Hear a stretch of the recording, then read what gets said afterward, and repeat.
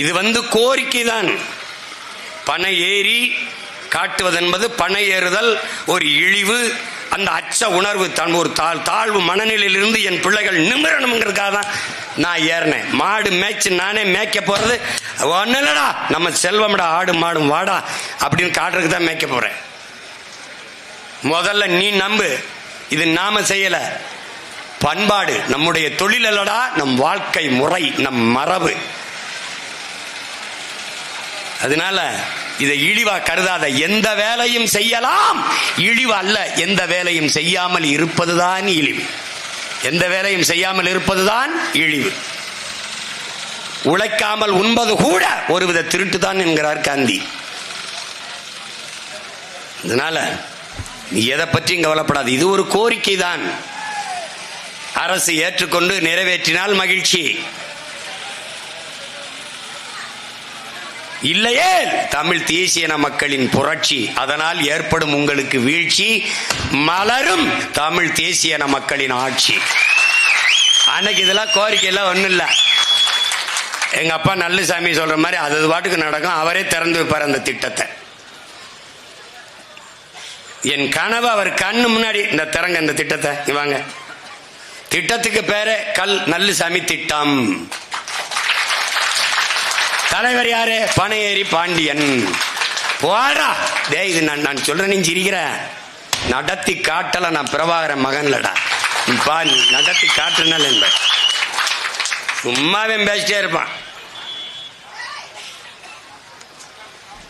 அதனால அறிவார்ந்த தமிழ் சமூக தம்பி தங்கைகள், சீமான் பனையேறிட்டோன்னா அது சாதி மரம். பனைக்கு சாதி வச்ச பரதேசியில் எங்கேயாவது நீ பார்த்திருக்கியாடா?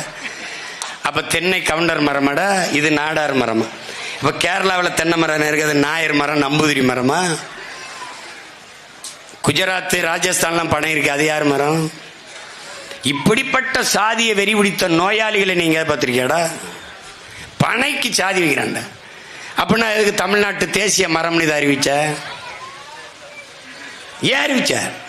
அதை தகர்க்கத்தான் பல்வேறு தமிழ் குடிகளில் இருந்து பனையேறிகள் இந்த மாநாட்டில் பங்கேற்று, அது சாதி மரம் அல்லடா, என் இனத்தின் மரம் என்று காட்டுவதற்கு இந்த பனையேறி மாநாட்டிலே என் தம்பிகள் பங்கேற்றிருக்கிறார்கள். அதில் துணிந்து பாலை என் குழந்தைக்கு உணவாக ஊட்டினேன் என்று பேசிய தங்கை இந்துமதிக்கும், நான் பனையால் என் தோல் நோயை குணப்படுத்திக் கொண்டேன், இன்று பனையேறுகிறேன் என்று சொன்ன என் மகள் கரிஷ்மாவுக்கும் என்னுடைய அன்பும் வாழ்த்துக்களும்.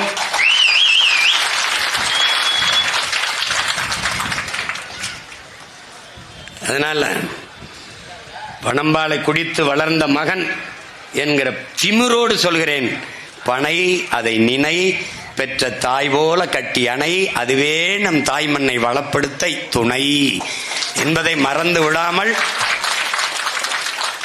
என் அன்பு பிள்ளைகள், இது ஒரு கோரிக்கை, இந்த கோரிக்கையை நிறைவேற்றுவார்கள் என்று நம்புவோம். நம்பி தொலைப்போம்? நம்ப மாட்டார்கள். ஏனென்றால் அவர்கள் 40,000 கோடியிலிருந்து 50,000 கோடிக்கு டாஸ்மார்க் வியாபாரத்தை உயர்த்த முயற்சி செய்பவர்கள். அதனால் இந்த கோரிக்கை என்பது என் மக்களுக்கு நியாயமான கோரிக்கைகளை கூட இந்த அரசு அதிகாரங்கள் ஏற்பதில்லை. அதனால் இதையெல்லாம் நிறைவேற்றிக் கொள்ள உங்கள் பிள்ளைகள் எங்களுக்கு அதிகாரத்தை தாருங்கள். மகளே வாடா, அதற்கு உங்கள் பிள்ளைகள் எங்களுக்கு வாக்கை தாருங்கள் என்று கேட்கிறது தான் இந்த கோரிக்கை போராட்டங்கள். 2026 உங்கள் பிள்ளைகள் நாங்கள் தொடர்ந்து தொடர்ந்து தொடர்ந்து மக்களுக்காக அரசியல் களத்திலே நிற்கிறோம். இந்த தேர்தலிலும் நாங்கள் மக்களுக்காக, மக்களோடு, மக்களுக்கான அதிகாரத்தை நிறுவுவதற்கு புரட்சியாளர் சேகவரா சொல்லுகிறான், மக்களுக்கென்று ஒரு அரசு அமைந்து விட்டால் மக்களுக்கு தேவையானதை இது செய்துவிடும் என்று. அப்படி என் மக்களுக்கான அதிகாரத்தை நிறுவுவதற்கு உங்கள் பிள்ளைகள் இந்த களத்திலே நிற்கிறோம். உங்களை நம்பி நிற்கிறோம். அதிலே இந்த மண்ணச்சநல்லூர் தொகுதியிலே என் அன்பு மகள், கல்லூரியிலே விரிவுரையாளராக பணியாற்றுகிற என் அன்பு மகள் தேன்மொழி அவர்கள் போட்டியிடுகிறார்கள். கடந்த முறை இந்திய நாடாளுமன்ற தேர்தலிலே போட்டியிட்டார்கள். இம்முறை என் மகள் தேன்மொழி மண்ணச்சநல்லூர் தொகுதியிலே போட்டியிடுகிறாள். உங்களுடைய மதிப்புமிக்க வாக்கை எங்களை நீங்கள் வாக்கு தாருங்கள், தாராது போங்கள். ஆனால் உங்கள் பிள்ளைகளை எங்களை சாதிய மத சாக்கடைக்குள் தள்ளாது இருங்கள். இந்த மகன் நிறுத்துகிறவள் என்ன சாதி என்ன மதம் சார்ந்தவள் என்று தேடாதீர்கள். சீமானும் அவன் பிள்ளைகளும் எடுத்து வைக்கிற கருத்து, அரசியல் கோட்பாடு, தத்துவங்களை கவனியுங்கள். என் நிறத்தை பார்க்காதே, என் சாதியை பார்க்காதே, என் மதத்தை பார்க்காதே, என் கருத்தை பார். நான் எடுத்து வைக்கிற அரசியலை பார். இந்த மண்ணின் மீதும் மக்களின் மீதும் நாங்கள் கொண்டுள்ள காதலை பாருங்கள். அதைத்தான் உங்களிடத்திலே கேட்கிறோம். சாதி பார்த்து மதம் பார்த்து உங்கள் வாக்கை எங்களுக்கு, ஓட்டை எங்களுக்கு போடுவீர்களே, ஆனால் தயவு செய்து விடார்கள். உங்கள் ஓட்டு எங்களுக்கு தீட்டு.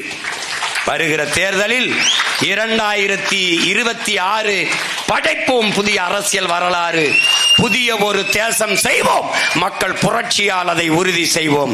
இலக்கு ஒன்றுதான், இனத்தின் விடுதலை. இனம் ஒன்றாவோம், இலக்கை வென்றாவோம்.